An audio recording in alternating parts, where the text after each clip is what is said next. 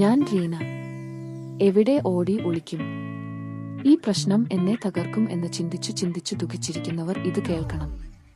ഒരിക്കൽ ഒരു മകൾ ജീവിതം മുഴുവൻ പ്രശ്നങ്ങൾ ആണ് എന്ന് പറഞ്ഞുകൊണ്ട് അവളുടെ അമ്മയെ കാണുവാൻ വന്നു.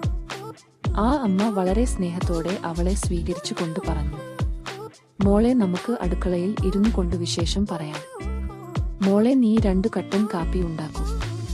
നമുക്ക് കട്ടൻ കാപ്പിയും കുടിച്ചുകൊണ്ട് സംസാരിക്കാം. അവൾ കാപ്പി ഉണ്ടാക്കി അമ്മക്കും കൊടുത്തു. അവളും കുടിച്ചുകൊണ്ട് വിശേഷങ്ങൾ പറഞ്ഞു തുടങ്ങി. അമ്മ കാപ്പി കുടിക്കുന്നതിനോടൊപ്പം തന്നെ വേറെ 2 പാത്രത്തിൽ വെള്ളം എടുത്തു 2 അടുപ്പിൽ തിളക്കുവാൻ വെച്ചു. ഒരു തിളച്ച പാത്രത്തിൽ 2 മുട്ടയും മറ്റേ തിളച്ച പാത്രത്തിൽ 2 ഉരുളക്കിഴങ്ങും ഇട്ടു പുഴുങ്ങി. അമ്മ ഈ ജോലി ചെയ്യുമ്പോഴൊക്കെയും ആ മകൾ തന്റെ ജീവിതത്തിലെ പ്രശ്നങ്ങൾ പറഞ്ഞുകൊണ്ടേയിരുന്നു. മുഴുവൻ പ്രശ്നമാണ് അമ്മേ, ഞാൻ എന്താണ് ചെയ്യേണ്ടത്?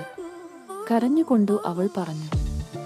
ആ അമ്മ ചിരിച്ചുകൊണ്ടു പറഞ്ഞു, ഞാൻ പ്രശ്നങ്ങളുടെ പരിഹാരം പറഞ്ഞുകൊണ്ടിരിക്കുകയാണല്ലോ.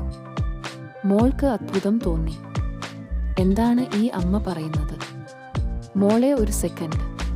അമ്മ തിളച്ച വെള്ളത്തിൽ നിന്നും പുഴുങ്ങിയ മുട്ടയും ഉരുളക്കിഴങ്ങും പുറത്തു എടുത്തു.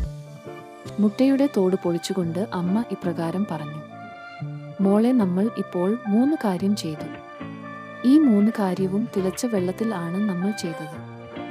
ആദ്യം നാം തിളച്ച വെള്ളത്തിൽ കാപ്പിപ്പൊടിയും പഞ്ചസാരയും ചേർത്ത് മധുരം ഉള്ള കാപ്പി ഉണ്ടാക്കി. രണ്ടാമത് തിളച്ച വെള്ളത്തിൽ വീണ മുട്ട അകത്തു വെള്ളം പോലെ തുളുമ്പിയിരുന്ന അവസ്ഥ മാറി ബലം ഉള്ളതായി മാറി. എന്നാൽ ഉരുളൻകിഴങ്ങ് അത് വളരെ നേർത്തത് ആയി മാറി. അതും എന്റെ ജീവിതവും ആയി എന്താ ബന്ധം? അവൾക്ക് അരിശം വന്നു. അവളെ നെഞ്ചോട് ചേർത്ത് നിർത്തി ആ അമ്മ ഇപ്രകാരം പറഞ്ഞു, മോളെ, ഈ 3 വസ്തുക്കളും തിളച്ച അനുഭവത്തിൽ കൂടിയാണ് കടന്നുപോയത്. ആദ്യം കാപ്പി, അത് വളരെ രുചികരമായ ഒരു പാനീയം ആയി മാറി.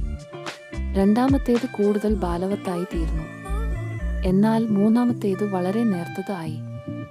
ഇതുപോലെ ആണ് ജീവിതവും. ഈ ലോകത്തിൽ എല്ലാവർക്കും പ്രശ്നങ്ങൾ ഉണ്ട് എന്നത് സത്യം തന്നെയാണ്. എന്നാൽ അത് കൈകാര്യം ചെയ്യുന്നതിൽ ആണ് വിജയം. ചിലപ്പോൾ ജീവിതം വാഷിംഗ് മെഷീൻ പോലെയാണ്.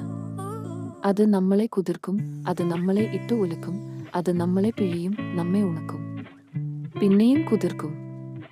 എന്നാൽ നാം മനസ്സിലാക്കേണ്ട വലിയ സത്യം, തുണി വാഷിംഗ് മെഷീനിൽ നിന്നും പുറത്തു വരുമ്പോൾ അത് നല്ല ശുദ്ധിയും വെണ്മയും ഉള്ളതായി മാറുന്നു.